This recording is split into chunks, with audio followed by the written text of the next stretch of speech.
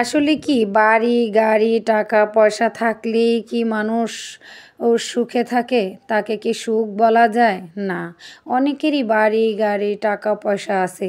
কিন্তু তাদের আসলে প্রশান্তি নাই, সুখ নাই। সুখ এমনই একটা জিনিস যেটা মনের প্রশান্তি মেলে কিংবা নিজে নিজে থেকেই উপলব্ধি করা যায়।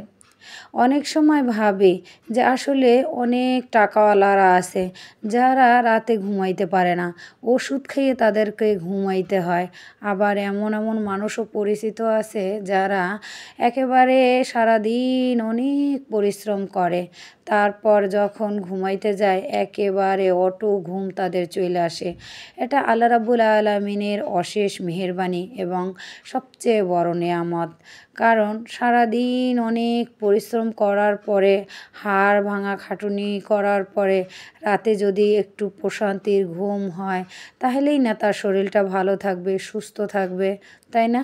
তো আমার সাথে এক পরিচিত আপা আছে, যার টাকা আছে, পয়সা আছে, বাড়ি আছে, গাড়ি আছে, সব কিছুই আছে, ছেলেমেয়েও আছে। কিন্তু তারপরও তার অশান্তির আর শেষ নাই। কোনো ছেলেমেয়েই তার কথা শোনে না। তো সে যেটা বলে তার থেকে 10টা বেশি কথা তাকে শোনায়। তার প্রতি কেউই কেয়ার করে না, তাকে যত্ন নেয় না। তারপরে একদিন সে আমারে বলতেছিল যে আসলে আমার ঘাটতিটা কোথায়? আমি কি ছেলেমেয়েদের কোনো অভাব অনটনে রাখছি? তারা যখন যেটা চাইছে সেটা আমি তাদেরকে দিয়েছি। তখন আমি তাকে বললাম যে আপনি ঘাটতি ঠিকই রাখেন নাই, কিন্তু সবচেয়ে বড় যেটা ভুল সেটা তো আপনিই করছেন। তখন সে বলে যে আমি কি ভুল করছি? আমি কই যখন যেটা চাইছে তখন সেইটা দিয়েই আপনি ভুল করছেন। কারণ বাচ্চাদেরকেও অনেক সময় বোঝাইতে হয় যে এত সহজ না, বাস্তবতা অনেক কঠিন। সব কিছু তারা যখনই চাইছে তখনই পাইছে। ৳১ চাইলে ৳২ দিছেন। তাদেরকে অন্যরকম একটা মানে ই তাদেরকে উপলব্ধি করাইছেন। আর তারপর তারা আস্তে আস্তে বিগড়েই গেছে। তাদের মাথা নষ্ট।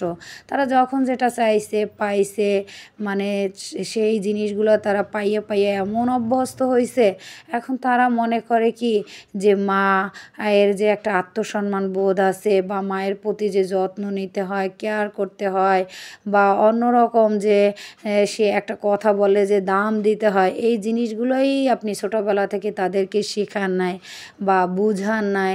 তাদেরকে যদি সেইভাবে বোঝাইতেন, শিখাইতেন, নিশ্চয়ই আজকে আপনার কথা তারা শুনতো। তারপরও অনেক ক্ষেত্রে হয় না যে ছোটোবেলা থেকে শিখায় কিন্তু বড় হইলে শেষ পর্যন্ত সেটা আর থাকে না। সেটা হইলে একটা অন্যরকম ব্যাপার। কারণ নিজেরে অন্তত এতটুকু বুঝ দেওয়া যায় যে আমি ছোটোবেলা থেকে তাদেরকে শিখাইছি, কিন্তু তারা এখন সেই জিনিসগুলা মাইনা চলে না বা সেইভাবে চলতেছে না। কিন্তু আমি তো শিখাইছি। সেই জিনিস থেকে নিজের প্রতি একটা জিনিস বোঝানো যায় যে না আমি শিখাইছি। কিন্তু আপনি যদি শুরু থেকেই তাদের কথা মতো চলতে শুরু করেন, একটা পর্যায়ে তো আপনার কথা তারা কেন শুনবে? তাদের কথা মতোই তো আপনাকে চলতে হইবে। এই জিনিসগুলো আমরা মায়েরা আসলে বুঝি না। কিন্তু অনেকটা ক্ষেত্রে আমাদেরকে